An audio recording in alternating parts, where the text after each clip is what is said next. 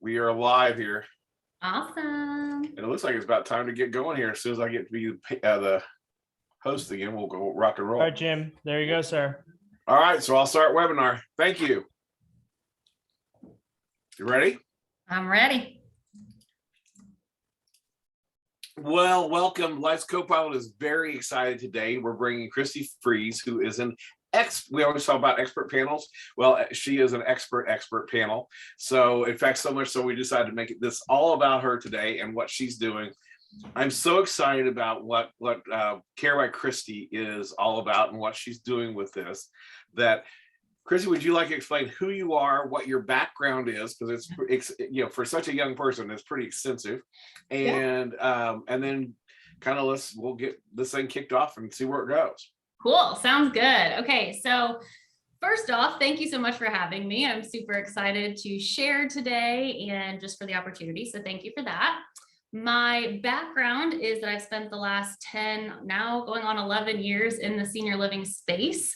And my capacity in that space was as a senior living community salesperson. So I started at independent living and then kind of worked my way through the entire scope of care. So my last kind of hoorah was opening Anson Senior Living in the Whitestown, Zionsville area. And that's actually what led me to launching Care by Christy. Additionally, though, I do serve on the board for the Indiana Parkinson's Foundation, and I'm also an ambassador for the Longest Day through the Alzheimer's Association. So still very involved in those organizations and just love sharing all of my gathered information and kind of expertise that's accumulated over the years. My marketing material has always directed people back to how many people that I've helped. And I always say over 4,500. I'm sure it's well more than that at this point in the game, but 4,500 families and 10 years of experience. Anybody that spent 10 years kind of in any space could be considered an expert, but where my sweet spot lies is really around caregivers, mental health, self-care, all of that. And so this roadmap that we'll be going through and sharing today was really derived from those experiences. And people would walk in and kind of be like, here's my situation, what do I do? And it was my role, and I took it as my responsibility to connect them to the right resources, even if it wasn't me. If my community wasn't a good fit, that's totally okay. Connecting them to the right fit based on what they told me kind of became like my overall mission and goal. And now that's the work that I do through Care by Christy. Well, that's very exciting. In fact, what's funny is I remember sitting in a coffee shop and I was kind of telling you about this idea in my head about Life's Co-Pilot. You were telling me this idea about your head about, Care by Christy. So we have kind of been down this journey together here a little bit. For sure. So. Yeah. We're growing, we're evolving, we're figuring it out. Well, I'm going to let you take off and go with this and share with what you're doing. Cool. Yeah. I will go ahead and share my screen. So let's get into this. Okay, so I've got us here. Start at the top. Can you see that? Yep. Good deal. Okay, so before we kind of dive deep into this roadmap, I kind of want to set some context around it and what it's best used for, who it's best for. This really, in my mind, is like a bird's eye view of the senior living landscape. That's why we called that this today. My experience is that people often know that they have a loved one that's increasing in care needs. They're aware, they see it, they notice it. They know they need to do something, but they're not quite sure what to do. And so often that leads to not doing anything at all, doing something with the fear of messing it up, making the wrong move, making a mistake. And a lot of my work is shifting into removing some of the limiting beliefs and fear that surround elder care, so that people can use this type of tool, which is all that this roadmap is a tool in the toolbox to equip them with a foundation. So I've called this a roadmap for elder care. That's actually what CARE stands for anyone that's watching or listening that's new. That CARE stands for creating a roadmap for elder care.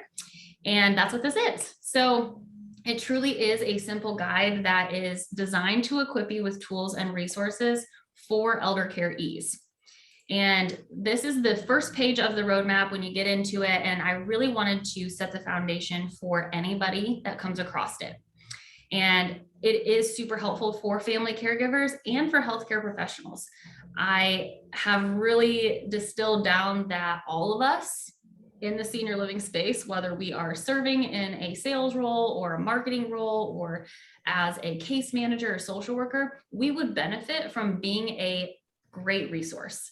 And truly, I think that's the only sales tactic that anybody needs, is just be a good resource, have the right intention, and get people to where they need to be when they need to be there. And so the full roadmap, which is available at carebychristy.com, but the full roadmap actually also has 5 pages of self-care that are integrated into this, so that we as healthcare professionals and as caregivers are being mindful that taking care of ourselves is also of highest priority. And the work that I do with caregivers one-on-one, that's where we can really unpack some of those limiting beliefs and fear and create self-care practices that actually work. And then how to use this guide. So we're going to kind of flip through this here tonight, but it's really used as a reference guide. So you're going to be able to go to the stage or the phase of the journey that you're in, and then have 4 to 6 resources right out the gate of, okay, this is a great place to start, or this is a good person to look into finding. Same thing, what to expect. It's just to give you a bird's eye view. I want you to know that this path has been traveled by so many people, yet when the person is navigating it, they feel entirely alone. They feel like I'm the only one that's ever done this, and there's nobody to help me. And so that's just truly not the case. And there's folks like myself and Jim here to help you. And then I don't want to interrupt you. Yeah. But I just want to, if anyone is wondering how important it is as a caregiver to seek help for themselves and to get rethink. I remember going into dementia care or dementia friends classes and learning that 65% of caregivers die before the person they're caring for because of the 24/7, 365 unending stress. So it's very important that you have those one-on-ones with Christy to learn about this stuff. So absolutely. Thank you for that, Jim. And also last Friday, the 18th was actually National Caregivers Day.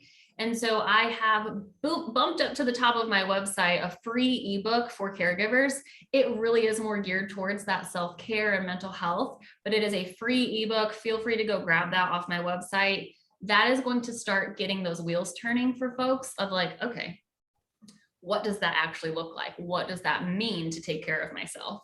And I'm always available and open to talk through that. It's my favorite thing. Well, I just wanted to point this out because I don't think people realize. I was shocked to find that out. Yeah. And I also was shocked to find out that 1 in 3 households today have someone caring for someone in their family. And 1 in 6 millennials is a full-time caregiver. Most people don't think of those things. Yeah. Those statistics are scary and also very, very real. And if you have been a caregiver or you've seen other friends and family members navigate it, you know the toll that it takes on a person. And so that is why I've created this. That's why I've founded this business and this whole model to really wrap around caregivers. I'm sure you've experienced it as well, but I just know for a fact that in the course of a diagnosis appointment or a doctor's appointment, the doctor or nurse is not turning to the care partner and saying, okay, how are you doing? What's going on in your world? How's your mental health? And it is not because they're bad. It's because they don't have time. And this, to me, is the missing link. This is the bridge that we need to gap in healthcare, is making sure that caregivers are equipped, educated, they feel confident. The world would literally be a better place if that were the case. So it's my mission. I'm only one person, but I feel adamant that I can make it happen. All right, so let's kind of keep going here. This is also this one pager. I call them the care keys. It's really just key vocabulary that we use a lot in the senior living and healthcare space. And the average person may not know what they mean or find themselves doing a classic nod and smile at the doctor's appointment when someone says SNF or assisted living, or what's the difference between Medicare and Medicaid. And so I've created this just kind of at a glance. These are not Wikipedia's definitions. They're my layman's terms definitions, but you can grab that for free at carebychristy.com as well. I just ask for your email address in exchange, and then you can be on my newsletter list. So this is a great tool. These are not all of the vocabulary words, but my hope is that this will at least equip somebody with a base knowledge that they feel a little bit more confident advocating for themselves or their loved one.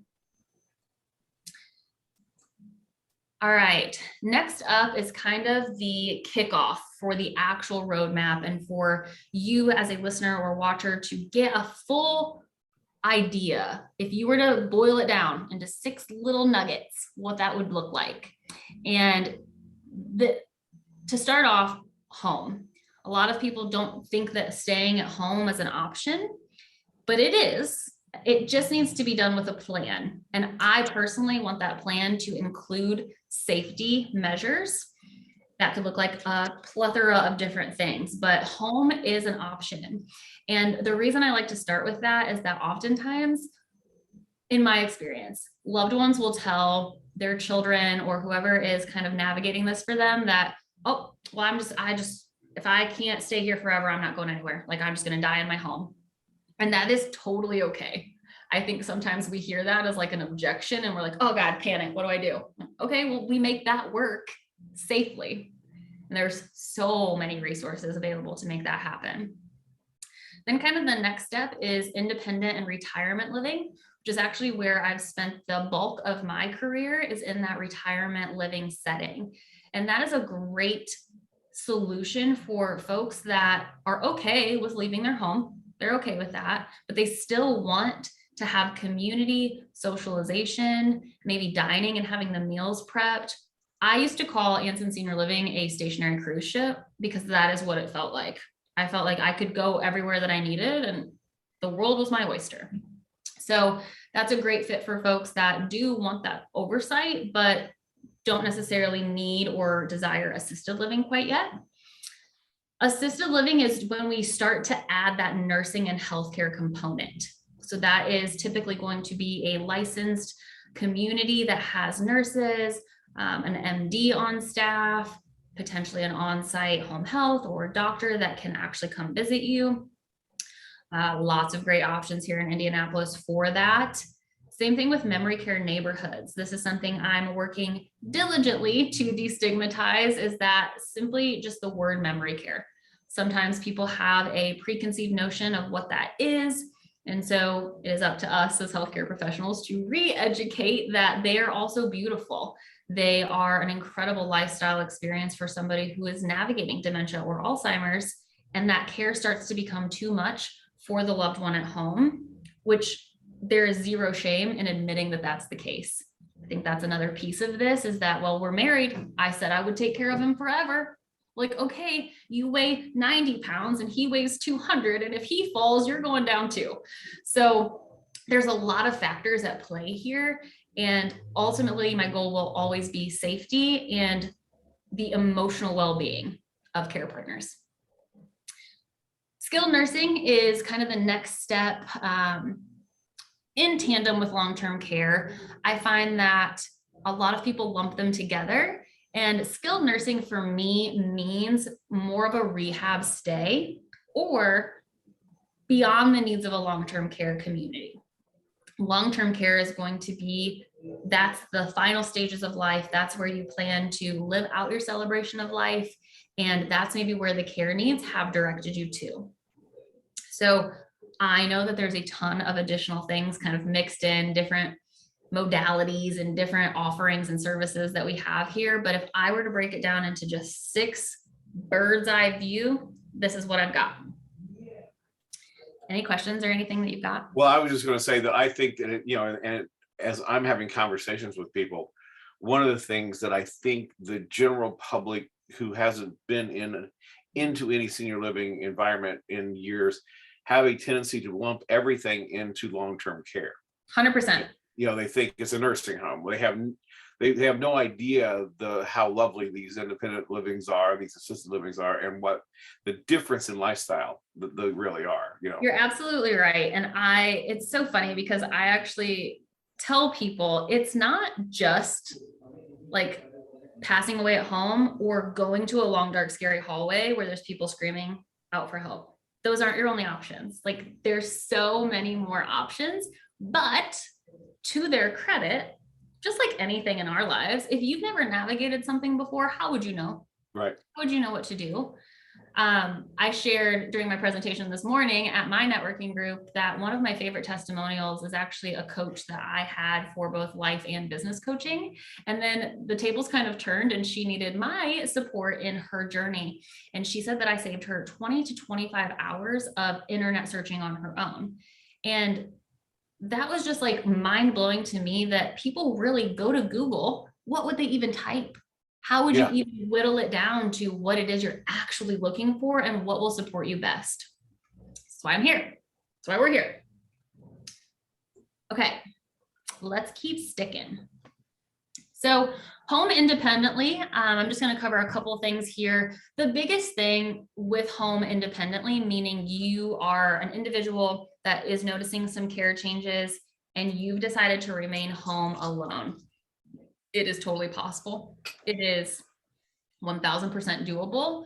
But the big things for me are home modifications that make that space safe, and also having some type of security system that could look a ton of different ways. I actually just got sent a product from Ultim View, which if you're not following them on Instagram, highly recommend.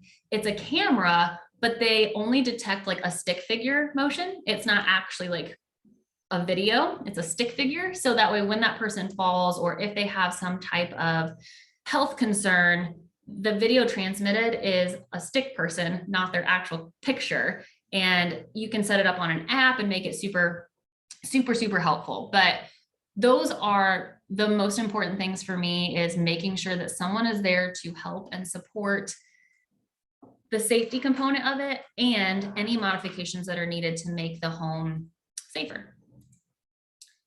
And then home with a loved one, home modifications still apply, because as we just kind of talked about, the percentage of caregivers that either fall ill, get sick themselves, pass away is outrageous. It's far too large of a number, but having some type of home care or companion support is going to be crucial to making home with a loved one successful. I actually just hosted a caregiver support group at the Independent Adult Day Center beginning of the month, and there were 3 caregivers there that said the exact same thing. It was like they were mimicking each other. It was, okay, I'm home all day with my loved one, and then I'm home all night with my loved one, and I don't feel like I ever get a break. And that is when that companion support and that home care piece is super helpful to alleviate some of that responsibility, and just to have a moment of respite, just to have, I know you guys have talked about this on Life's Co-Pilot a lot, but to have a moment of respite care for yourself. Well, on top of that, it's like some of the things I've heard said that I think ring so well, it makes so much sense, is when you bring in that caregiver, that someone to come in and kind of tag team with you periodically, then all of a sudden you get a chance to be son, daughter, spouse 100%. once again, as opposed to just the caregiver. Because you have a tendency to morph into a role that is anything but that loved family member. Yeah, thank you for bringing that up, actually, because that you're right. That is so huge. And part of the work that I'm doing is just making that, bringing that awareness to people, because I think it happens so quickly. I think that people are thrown so quickly into caregiving, or the responsibilities and all of the things kind of pile on really quick. And so often I'm initiating my conversations with letting the caregiver know how great of a job they're doing, because I know that it is super heavy and that they're wearing many hats. But also the ultimate goal is to cherish those remaining years with your loved one. My biggest kind of I don't even know the right word. What frustrates me the most is when people are in that kind of overwhelmed, frustrated, burnout, and then their loved one passes away. And that's the final piece that they have in their mind. That's the memory or the legacy that's left behind. Not always, but when you've built up bitterness and resentment and frustration and anger, all rightfully so, they're all very valid emotions to feel. that is the piece where I really want to work with people one-on-one to rewrite some of that, get ourselves in a better position so that we can actually walk alongside our loved one through their celebration of life, instead of it being a burden and exhausting and all of the things that I know that it is. So absolutely right. To get yourself back to being a daughter or a son or a spouse, huge. That's the goal. And I don't necessarily recommend this because it becomes very, it's almost masochistic, in the process. But I have joined a bunch of caregiver support groups on Facebook. Yeah. And the darkness, the frustration, the overwhelm, the sadness, the families falling apart, Yeah. Play out on there in real time. Yeah. Constantly. And I'm sitting there kind of going, listen to this. I guarantee this video will end up on them. But it's Yeah. that trying to reach people going, it doesn't have to be this way. Yeah. I think though that a lot of that just plays into the societal conditioning, what we've been taught, what we've experienced. In that caregiver ebook that I sent out to folks on Friday, that was kind of like what I was hitting home the most. It was around, we've had bad experiences in our past that form our current beliefs of a situation. And so when we've experienced, which anybody, I'm 31, anybody my age or older has experienced the long, dark, scary hallway of a nursing home where people are screaming, like crying out for help. I get that. I know that exists. It's definitely fading out. I'm sure there's still some that do exist, but that it's 2022, folks. And we have made gigantic leaps and bounds in this space. There are so many people that do kind of like what I'm doing, where they see a gap and they're like, oh, I can fill that gap. And so there's so many of us that exist, but the average person doesn't know until they're in a crisis. And that's what we're doing here, trying to avoid that for all of you. So home modifications, I've just got a couple on here. Furniture risers, there's actually a lady here local that will custom make them for furniture, which is super cool. And I think what's so interesting about that is that a lot of times people don't want that like big, bulky, like your bunk beds used to be like lifted on those bed risers. It's not like that anymore. It's just not like that anymore. They can be very beautiful and custom made. But that really changes the game as far as falls are concerned. There are tons of statistics around once a fall happens, it's kind of the domino effect from that. And so if staying home is the plan safely, we need to make sure that the fall risk is minimized. And that can be done with furniture risers, grab bars, tons of other home modifications, but that's a great place to start.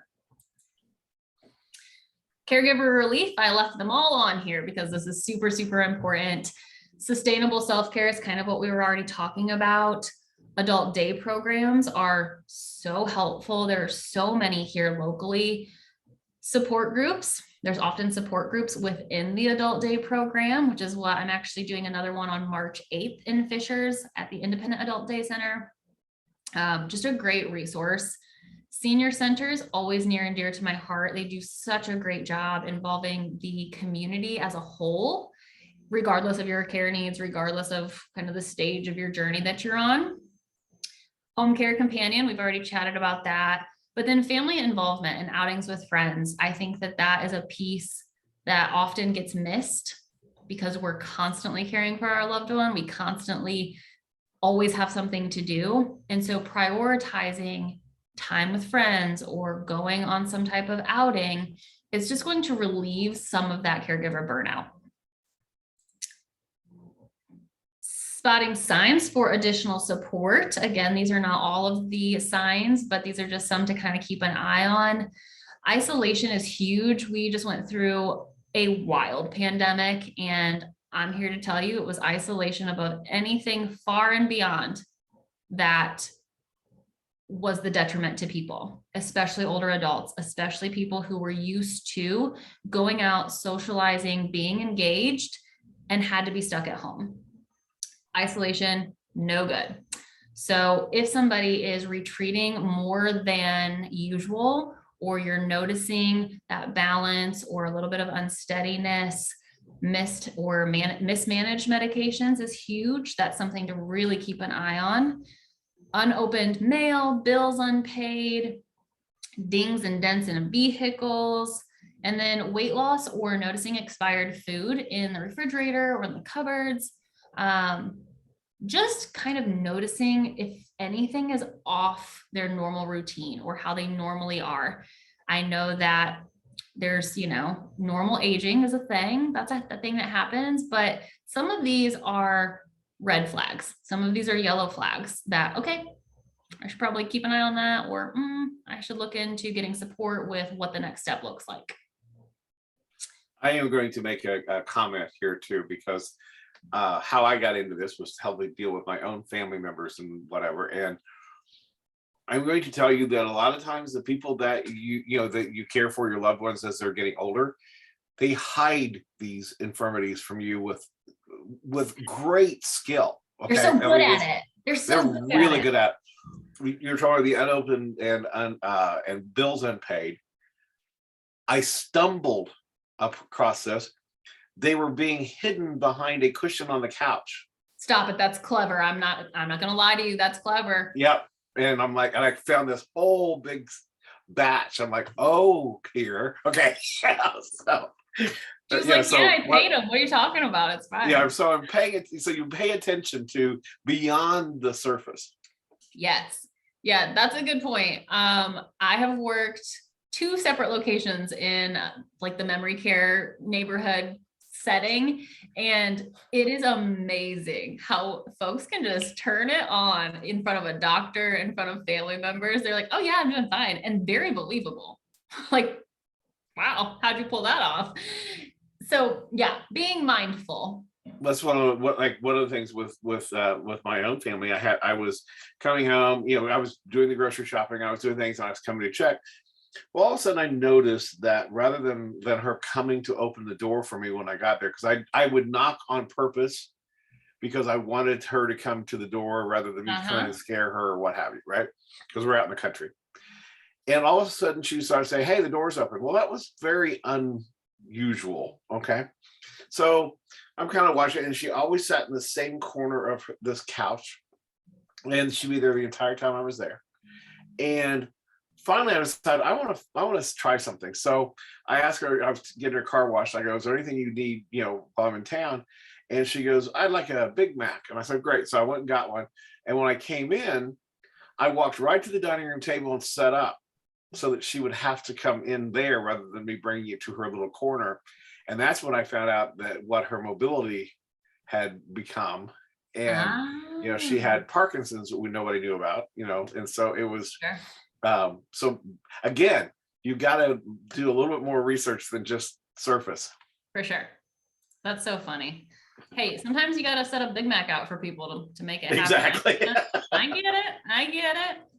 So again, just like everything else in this roadmap and on these lists, it is not just these 6 people. It's not just these 6 resources, but these are just to get your wheels turning.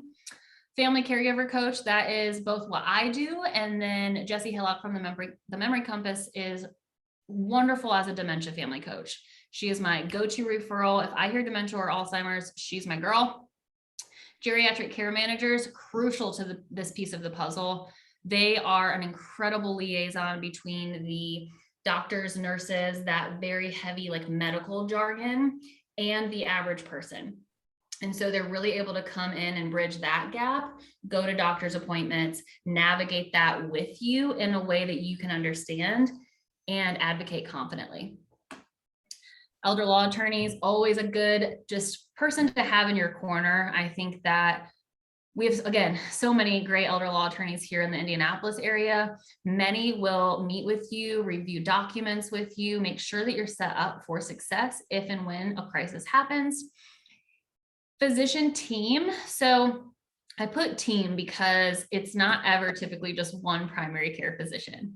It is often a team, a care team of people. And that is really where the geriatric care manager can come in and make sure that this is smooth sailing, the physician team has everything they need, and that you as the family also have everything you need. A financial, to me, as geriatric care manager, to me is kind of like the general contractor of building your house. yeah, They work with the medical team. Yep. They're all the different, vendors or whatever Yeah. they do it. So. Yeah, beautiful analogy. I've been calling myself an elder care GPS lately. Yeah. Like, where do you need to go? I'll get you there. Just don't go trying to figure it out on your own.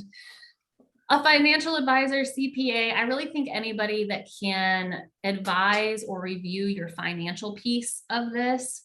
Oftentimes where I hear people get stuck is, I don't know how to pay for this. I don't think that I can pay for this. And it is very costly, especially as we go up the levels of care. It can get very, very costly. There are so many additional resources, programs that are available. I always ask people if they have a long-term care insurance policy, and if they are or were a veteran that served one day during wartime. That VA aid and attendance benefit, game changer, long-term care benefits are also evolving, just like senior living and healthcare is. I think people see in their policy that it says a certain thing, and they're like, that's not what I'm trying to do right now. I don't qualify. And I would really challenge people to do a little bit more research, dig a little deeper into that, because often home care companies are accepting that as a form of payment. All right. So preparing the village or your care team, sharing this roadmap. It is literally just a PDF download of the full. There's lots of information packed into it on my website, but it's a PDF download so that you can very easily share that out with everyone in your family, everyone on your care team, so that everyone's kind of on the same path, speaking the same language.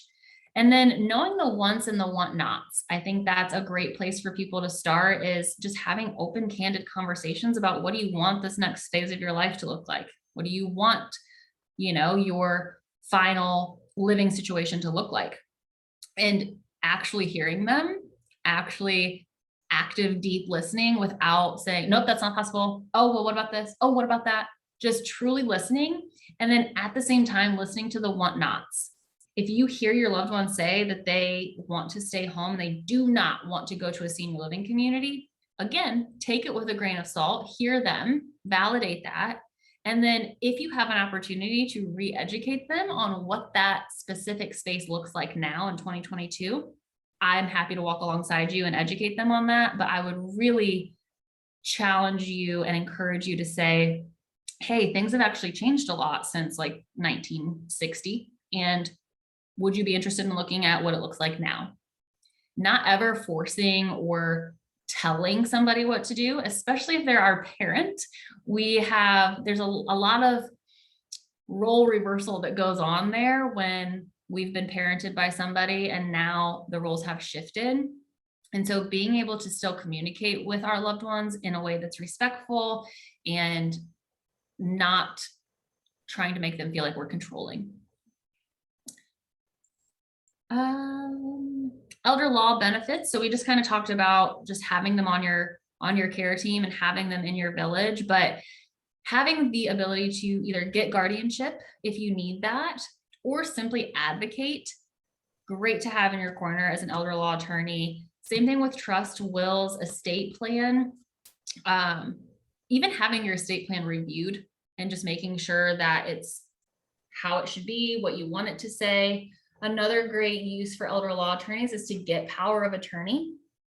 So if you know that you will be the financial POA or the healthcare POA, getting that situated and getting those documents lined up sooner rather than later, highly recommend. I would tell you from a personal experience, that was one of the big eye openers to me, and that's kind of how I'm like, we've got to find better resources to teach people stuff. Yeah. We were trying to get VA aid and attendance for my father-in-law, and we were just given a form to fill out. So for 18 months, we were getting rejections from this form. Okay. And he had actually passed, but we still needed the income for his wife. And I finally got mad after 18 months, and my son was campaign manager for our local congressman. So I called the Congress office and said, is there anything to be done? 24 hours later, I have the money. I'm going, you shouldn't need to know a congressman. Okay. Yeah. Well, when I was dealing with my uncle, I was turned on to an elder law attorney. We all know him. But anyway, so within 2 weeks, I've got this all taken care of. It's all done. And I'm like, that was the best money I've ever spent. And I had no idea. And that's just one little piece. Medicaid waiver, all the different things they can do. It is phenomenally well spent money. Yeah. I think just in general, I think this is like a broad stroke, but I think in general, it's like any other area of our life where you made the reference of a general contractor. Are you building your own house? Are you putting your own roof on? Are you installing your own electricity? No, you're not. And you're not waiting until a crisis happens and then figuring out how to like go be a plumber and then doing the plumbing. So it's just like all the other areas of our life where we can lean on other outside support. And I think that the simple hack, if you will, is just trusting and believing that there is support to catch you. I think people don't initiate this sometimes because our past experience is that it's really overwhelming, terrible, awful, and that I have to do it on my own. And that may have been an experience in the past, just doesn't have to be the experience now or moving forward. So physician options I left open because I mostly just want to talk about the fact that there are both mobile physicians that are available here in Indianapolis and surrounding areas. And then of course your traditional PCP, all of your specialists that you have. But my biggest kind of keynote on this is to make sure that everyone is on the same page. It is very easy to have one piece of that puzzle get lost in the shuffle.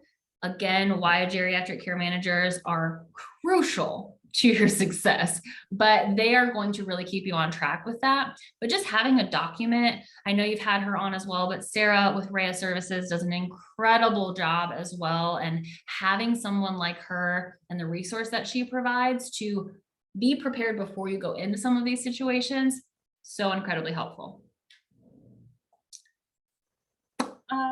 Driving decisions, it's just a part of the process. So in my actual full roadmap, I've got some resources to kind of point you in the right direction, but a lot of folks will do a driving test. They will administer a driving test for your loved one based on safety and all of the other requirements. And they are able to kind of be that, I don't want to call them a bad guy because I play this role a lot for people, but they can be the person to say to your loved one, yes, this is a good idea and safe to continue doing. No, this is dangerous and you have the potential of hurting yourself and others. That coming from them lands a little bit better than your daughter being like, I'm going to take your keys and you're never driving again. Enjoy. So I would encourage you to seek additional support if that's what you're navigating right now. Considering a community, as I mentioned at the beginning, this is where I've spent most of my tenure in senior living. And so this is actually super near and dear to my heart. I really just encourage people to consider support with that. We've got, again, tons of awesome resources.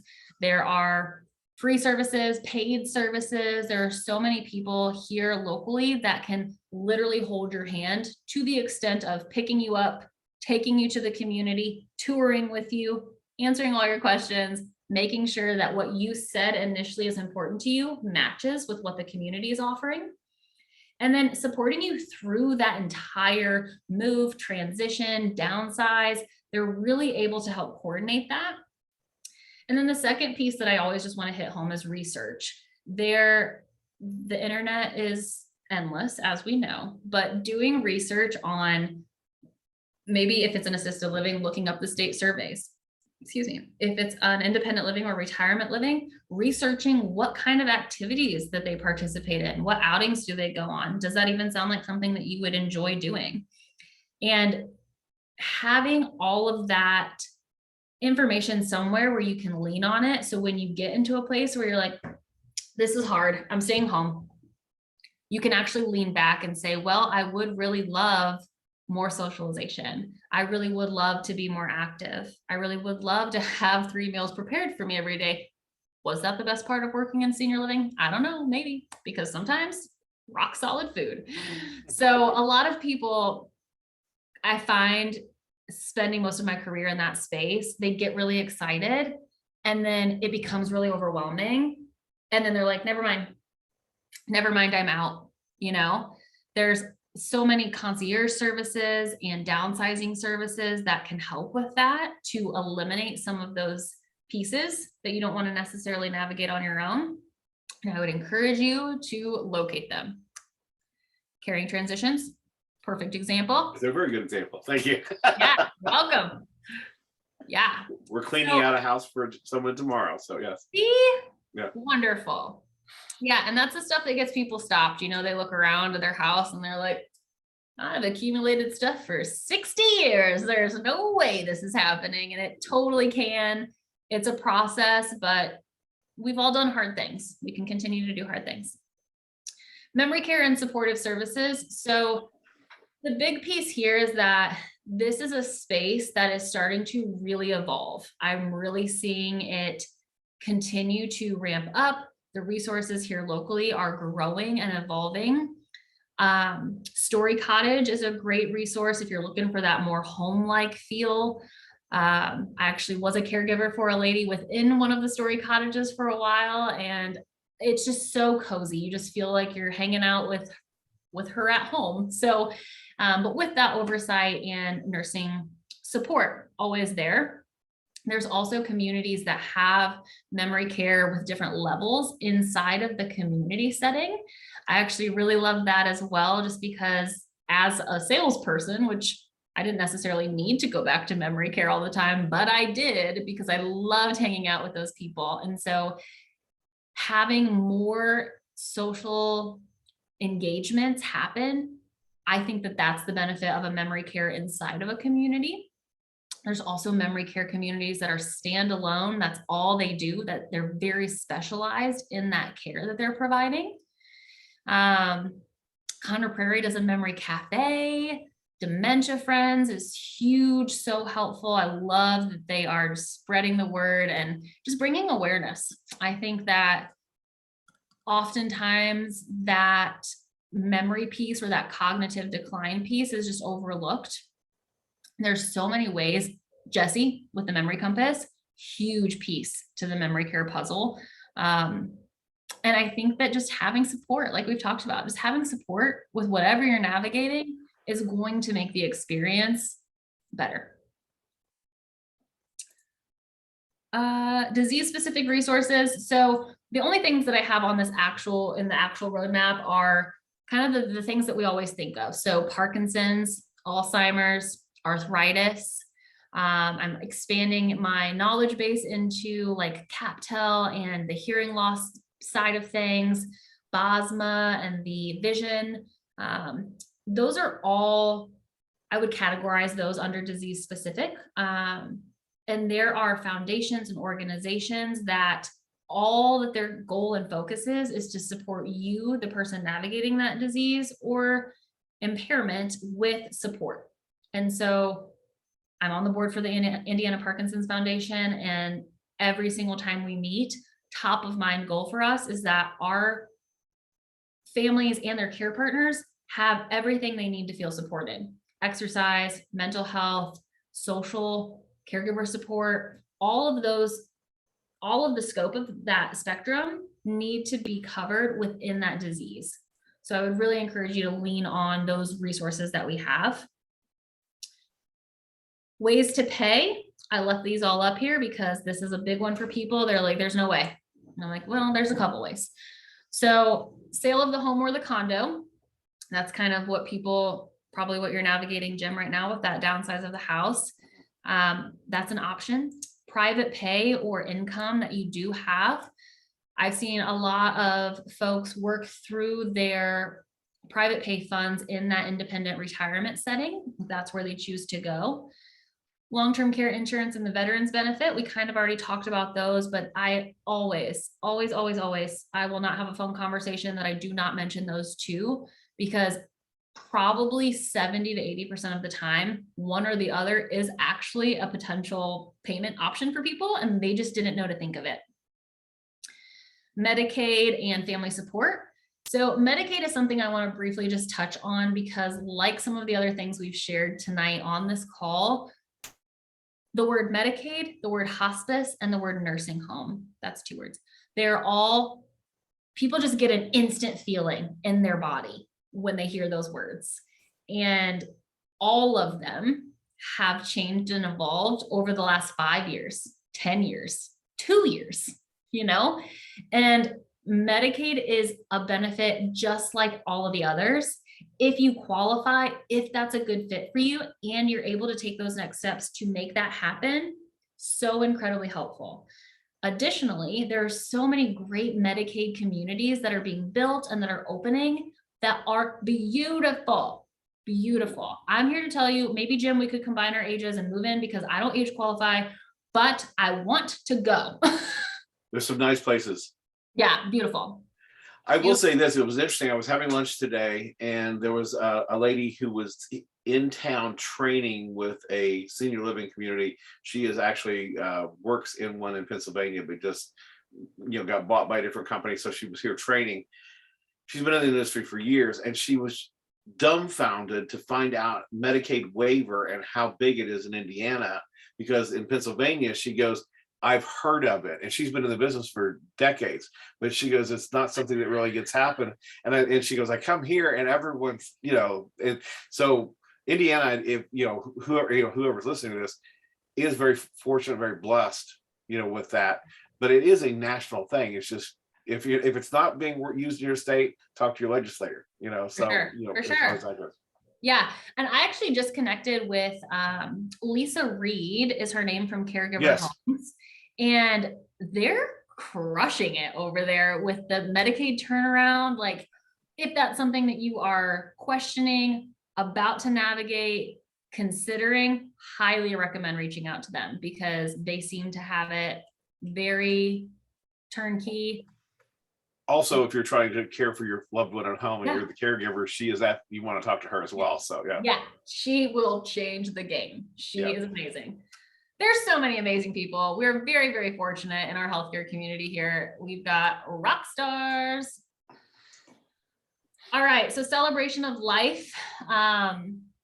Lots of stuff here that I wanted to also weave in.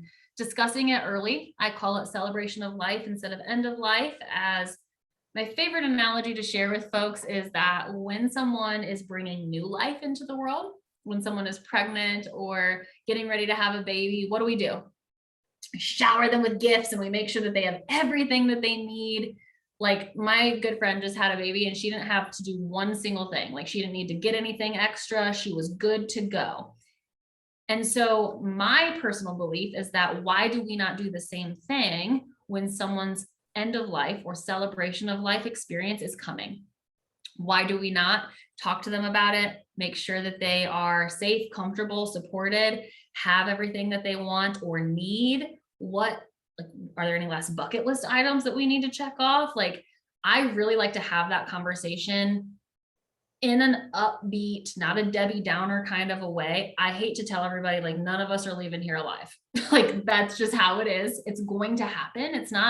This is not like an if a crisis happens. This is like, when this happens, do you want your loved ones and your family and your legacy to be set up for success and smooth transitions?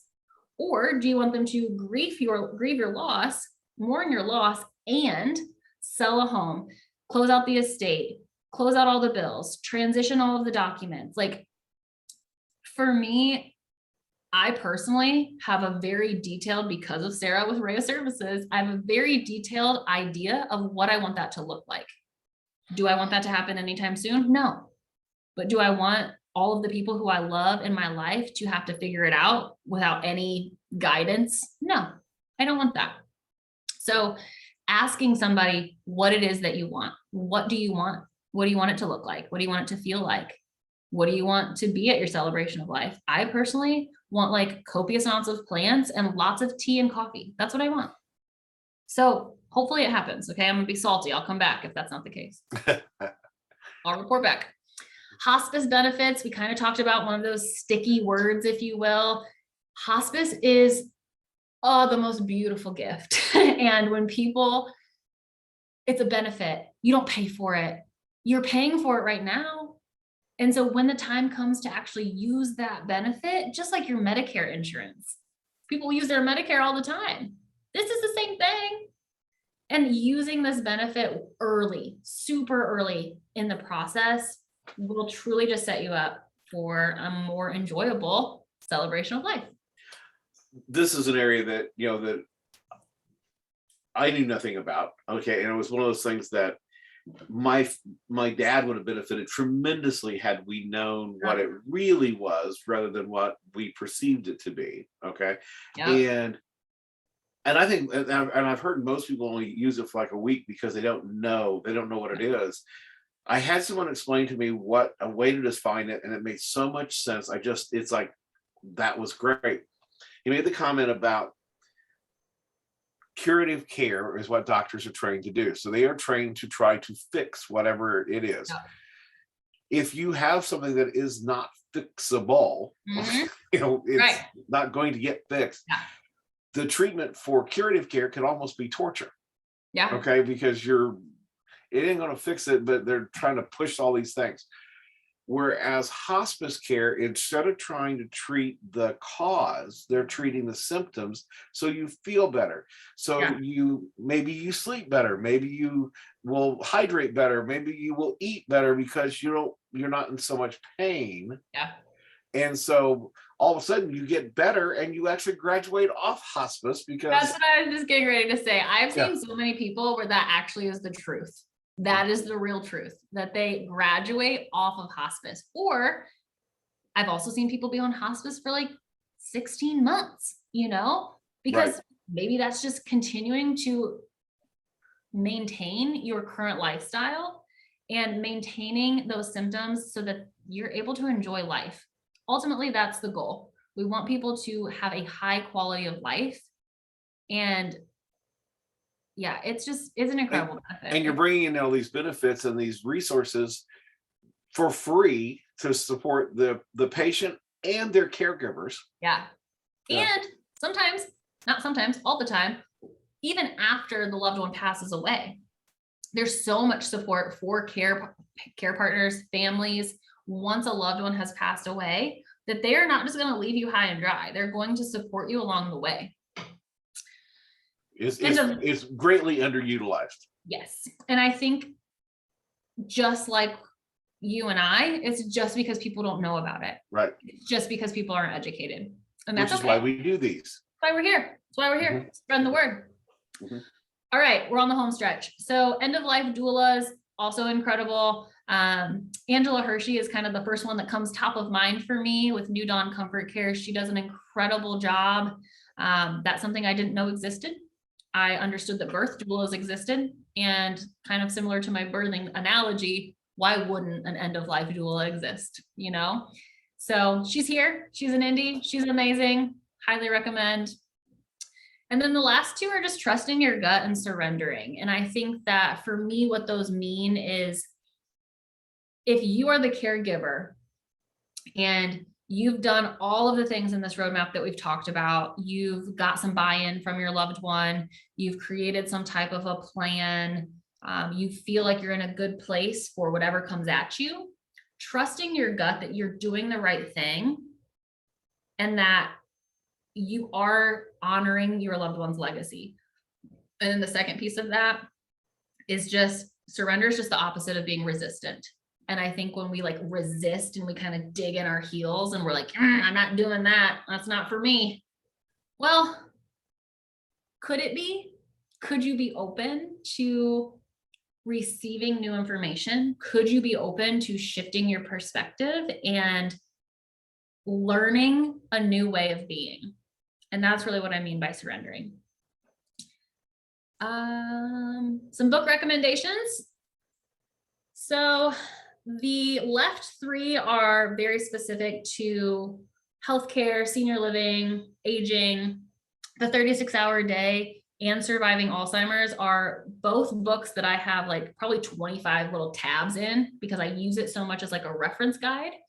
The Surviving Alzheimer's book, if you've not read that or haven't come across that, highly recommend you get that. It's got behaviors, why they happen, what to do when they happen, and how to help you cope for every behavior.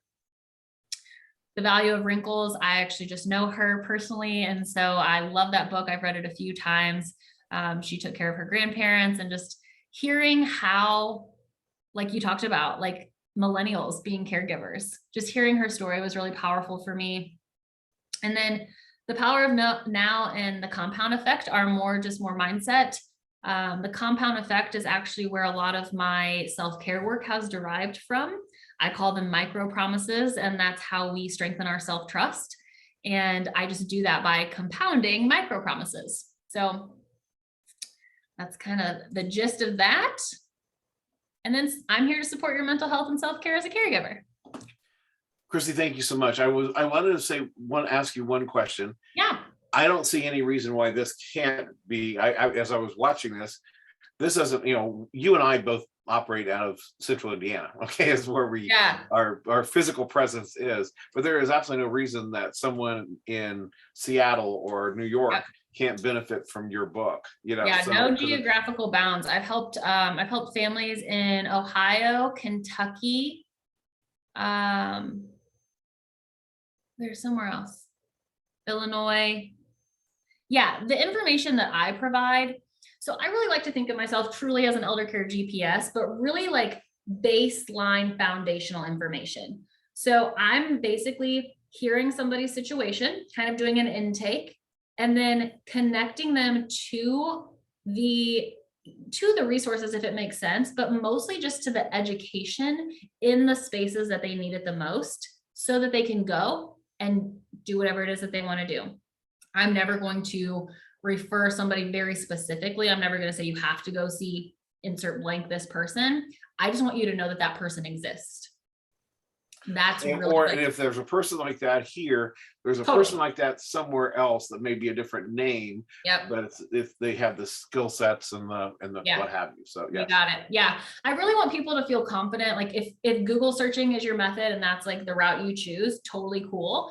I just want people to feel like they've got almost like a filter to run that Google search through. Well, it's giving them words to Google. Yeah, for sure. Yeah, absolutely. Or concepts to Google, like you're just talking about Lisa's company. Yeah. Who knew such things existed? Not me. For that matter, Jesse's company. Who knew somebody did that? Right. So yeah. Yeah. I would never have Googled it, till because who knew? Right. Who knew? Mm-hmm.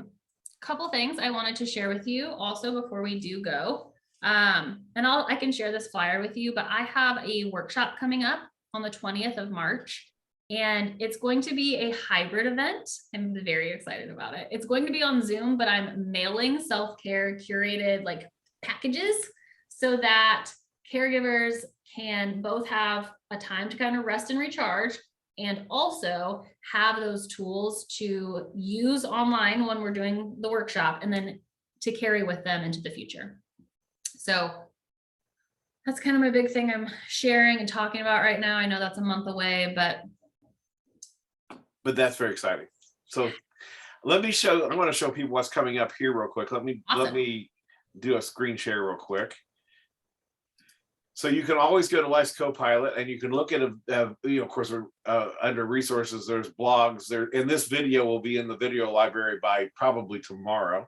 And then you go into events. This was the one we just did. We have one coming up on the 10th of March that I'm real excited about. I was very excited getting Christy here. We got another one that's going to be a home run with Dustin Ziegler, who's like second in charge. Yeah. And Sokoa coming in, talking about what's the state of aging in Indiana.